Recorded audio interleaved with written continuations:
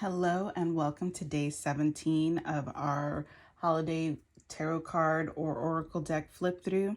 Today we're going to be doing the double major tarot deck. And the front of a card deck says, "Finally, the fool falls off the cliff." And the back of the card deck says, "A double major tarot deck consists of a total of 76 major cards, 22 secondary major cards, 16 original core cards, and 16 secondary core cards. A Korean English guidebook is included." Out the new features of each card right now, you would get much more inspiration. Alrighty. I really like getting decks like this that kind of just really push boundaries and help and like make you think. Unfortunately, I did not read the guidebook, which is right here. It's in black and white and in Korean and English, like the box said. We're gonna go ahead and flip through these. Maybe I'll just set the cards side by side so you can see it. The Fool.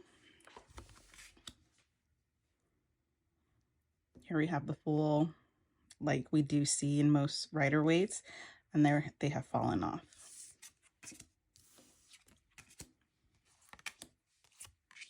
The Magician. Here he's as above, so below. We got the snake biting its tail, and here he's just sitting down, not sure. Maybe he's waiting.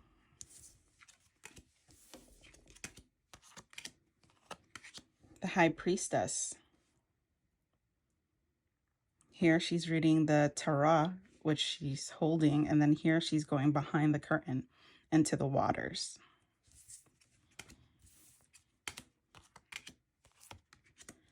The Empress. Here she's a queen, and here she's petting a kind of feline, a leopard of some sort.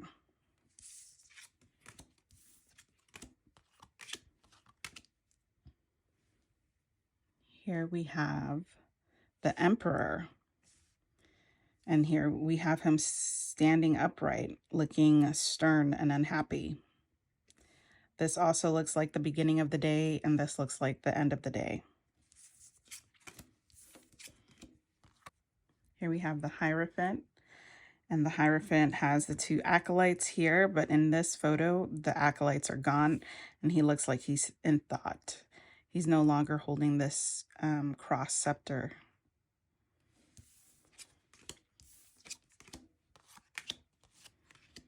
Here we have the Lovers, and here we have the angel over them, as is usually depicted on most tarot decks. But here, there's no angel. They're fully clothed, and there's animals like sheep behind them, and there's wheat in front of them. They still look like they're in love, so that mustn't be a bad card. Here we have the Chariot. And usually in the Chariot, we see two Sphinx, but here it's a lion. And super bright day, he's looking forward to the day, and then here we are sometime later. There's some clouds that have formed, it's windy, and the lion's not getting up, and he looks unhappy. Here we have the Strength card.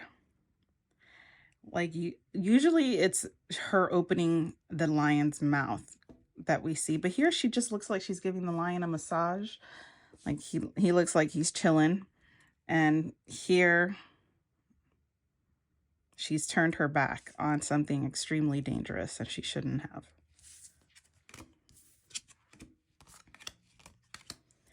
The Hermit. Here we see him on top of the mountain illuminating what's below. And here we see him using the light to stay warm. Very interesting.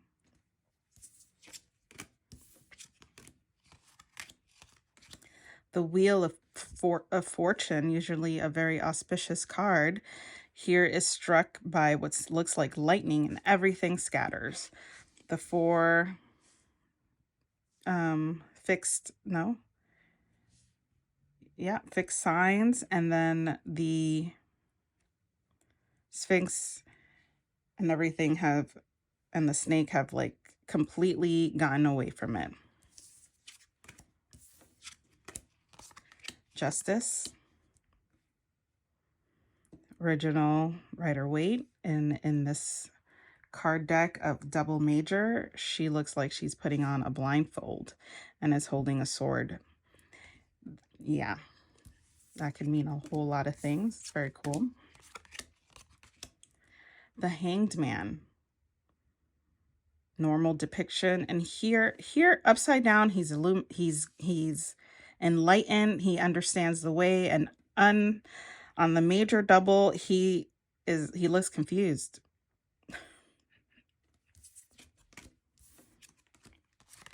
The Death card. Usually in the Death card, we see like a pope or some kind of spiritual person in front. And then there's bodies, child, mother. And this looks like the Magician.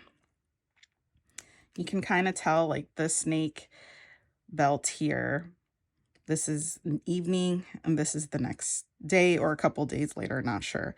But there are all of the suits, the cup, the wand, the sword, the pentacle, and they're here. Wand, sword, cup, pentacle.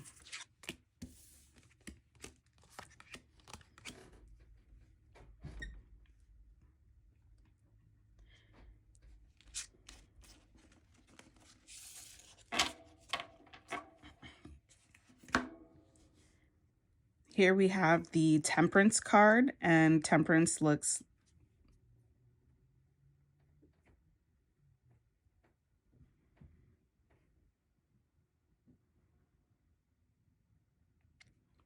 Here we have the Temperance card, and in this card, it looks like the angel is alchemizing, putting things together, 1 foot in, 1 foot out.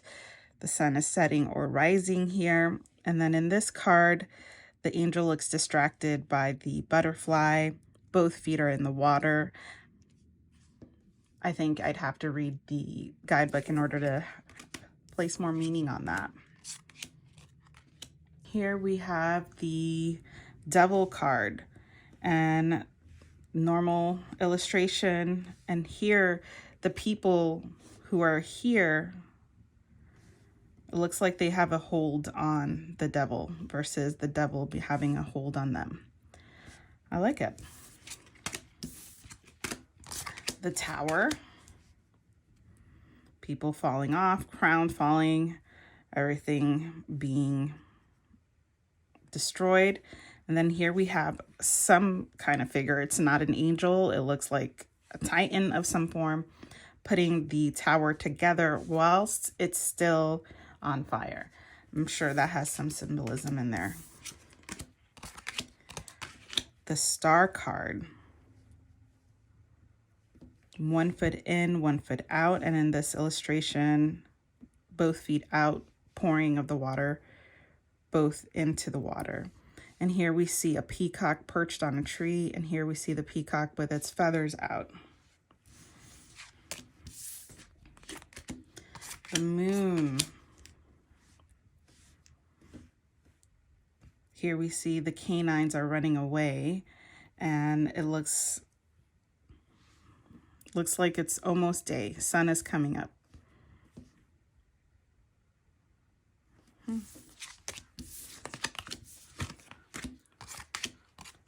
The Sun card.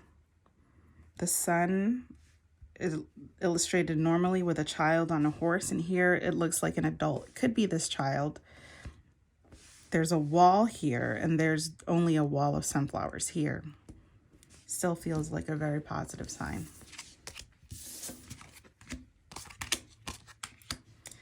Judgment. Judgment is blowing. The angel is blowing their horn. And here the angel is blowing their horn, but is moving on to the next town. I think everyone's been resurrected and now they're clothed. There's a lot of symbolism here with being naked and then fully clothed. And I feel like fully clothed seems to be the aftermath a lot. which I'm not sure if it's a positive or negative thing. The World. Here she sits inside of the wreath of the laurel wreath with the fixed signs. The fixed signs are nowhere to be seen here, and she's out of the wreath, fully clothed again.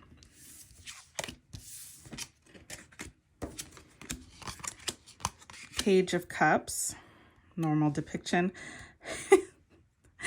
You know, you got to make mistakes when you're learning, so that's totally fine. That looks kind of fun. The Knight of Cups. So the horse is moving in the right direction, but he is not mounted properly in the double major.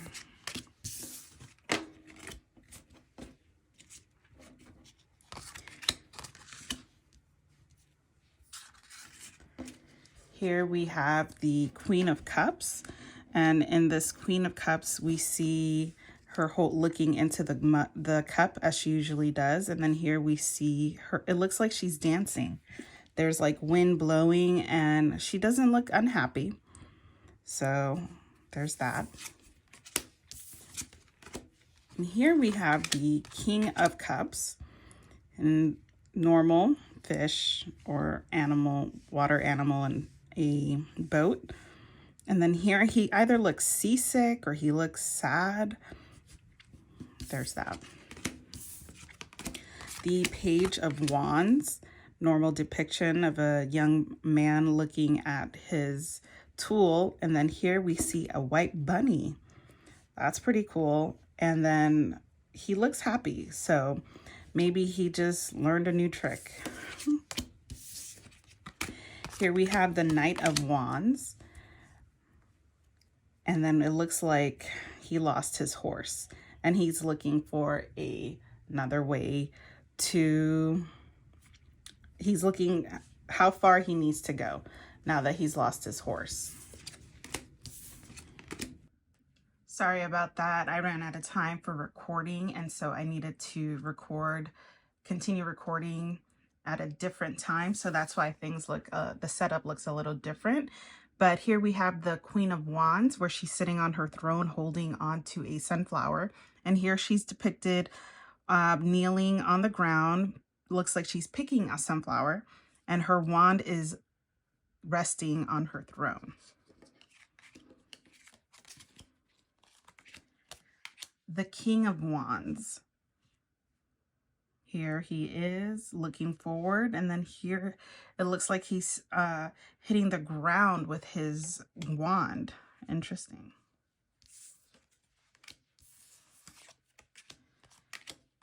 The Page of Swords. Here he is standing, the wind's blowing. He's looking forward to whatever comes ahead, and then these birds look like they came back around and now they are assaulting this young person. It's still windy. Not sure why.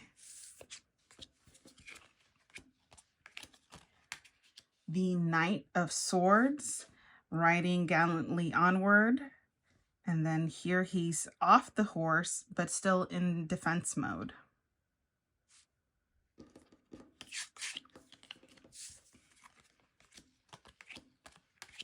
The Queen of Swords. Looks like she's giving advice, or directing someone in this regular Rider-Waite. And in the double major, she's looking at her reflection. And that's very interesting because swords usually have to do with intellect, with words, with basically perspective through words. And here she is looking at her reflection, which means she's telling herself something. What is she telling herself? That's the question.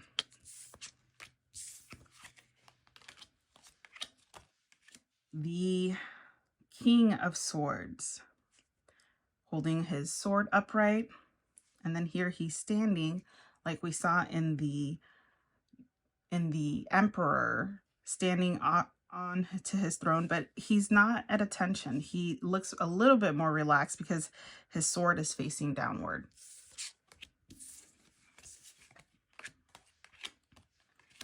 Page of Pentacles. Here he is holding and examining the pentacle like we see in the regular Rider-Waite, but here he looks like he's doing some kind of acrobatics or gymnastics. The good thing is he never lets go of the pentacle. Interesting.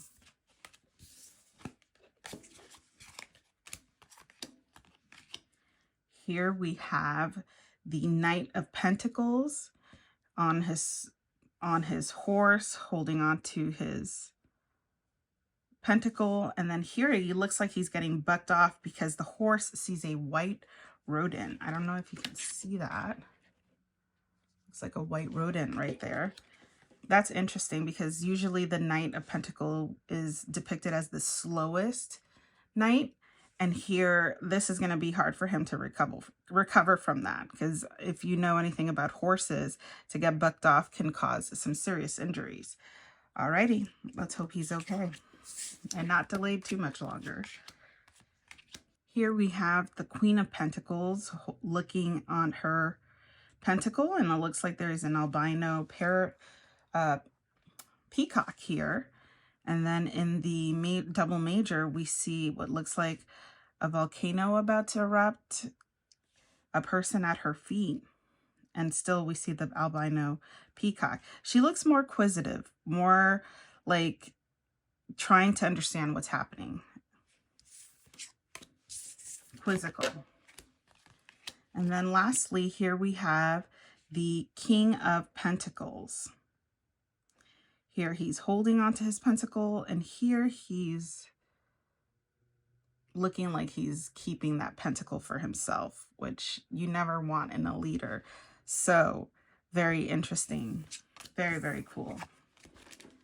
Alrighty, so here we have the cards. I'm not sure if I showed you, but this card deck has some metallic or gold gilding. It's not super like shiny, but it is there. It's more subdued and subtle, but it's still very, very noticeable and very neat. It's a nice added. I hope you enjoyed watching this deck, and I hope you stay tuned for tomorrow's deck, and I will see you there.